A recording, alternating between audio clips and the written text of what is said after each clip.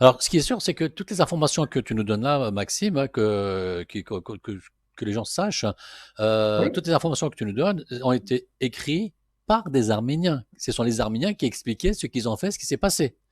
Donc, on peut pas contester. C'est pas des Turcs, c'est pas les Russes, c'est pas les Azéris qui ont marqué ça. C'est eux-mêmes qui disent on a fait voilà, ça. exactement.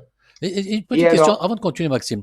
oui, Est-ce que les Arméniens de France, la diaspora arménienne, est au courant de ça? Ou alors ils sont complètement dupés, on n'explique pas. Je veux bien comprendre on leur cache cette vérité-là et qu'ils sont persuadés d'être toujours les ultimes victimes de tout le monde. alors, la diaspora arménienne en France, ce sont des centaines de milliers de personnes, donc forcément, la situation varie d'une personne à l'autre. Tout ce que je peux dire, c'est que le livre de Robin Terminacian, que je vous ai cité tout à l'heure, a été traduit en français. Tardivement, mais il l'a été. Oui, Ça fait presque 2 ans qu'il est traduit, alors ce volume-là n'a pas été traduit en anglais. D'autres passages ont été en anglais, mais pas celui-là. d'accord. Et inversement, le Journal d'Arognan a été traduit en anglais, mais pas en français.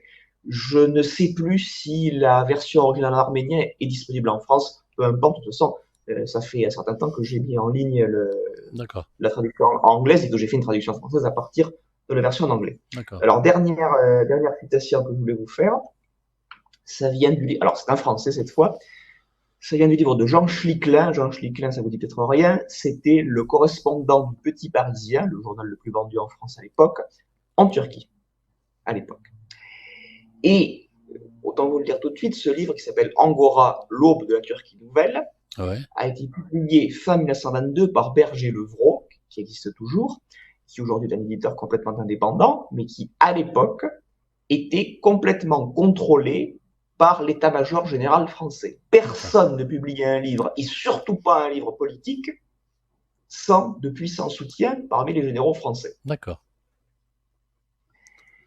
Alors, Schlickla nous dit, durant toute l'année 1920, les bandes arméniennes opéraient sans relâche. Le plan d'extermination systématique des populations musulmanes était sauvagement mis à exécution. Textuel. Les Tachnakis, donc les membres de la Fédération révolutionnaire arménienne, ne se contentaient pas de poursuivre les exploits sur le territoire de la République arménienne, ils pénétraient jusque sur le territoire de l'Azerbaïdjan, dans le district de Karabakh, incendiaient une cinquantaine de villages après en avoir massacré la population. Jean Schlicklin, Angora, l'aube de la Turquie nouvelle, 1922, page 147, ouvrage disponible sur Internet.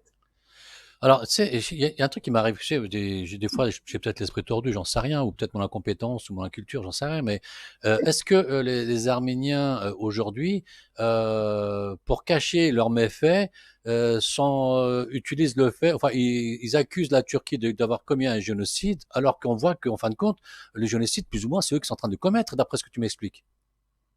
À virer Alors, les gens, à massacrer des villages, à expulser, je sais pas, alors, alors, nous avons abondamment traité de la question de 1915 dans notre deuxième émission sur la 3 question arménienne émissions de avec 2 heures et demie. Alors, absolument, c'est notre record d'émission. J'ai fini ça à 1h30 du matin à l'époque, voilà. Mais j'ai tenu, hein. J'ai tenu. Tenez, ouais. Ceux qui veulent l'écouter, c'est toujours donc sur Radio Kardec et sur histoiredelaturquie.fr. Vous pouvez revoir toutes nos émissions avec Maxime. On parle de l'histoire et on est dessus. Absolument. Donc, je renvoie, hein, je ne vais pas répéter ce que j'ai déjà dit. Ouais, Euh, mais évidemment qu'il y a une utilisation, une déformation de la tragédie de 1915 pour tout mélanger, tout simplifier, tout réduire à un aspect de l'histoire qu'on caricature grossièrement. Et puis, alors, il y a encore autre chose dont j'allais justement vous parler à l'instant.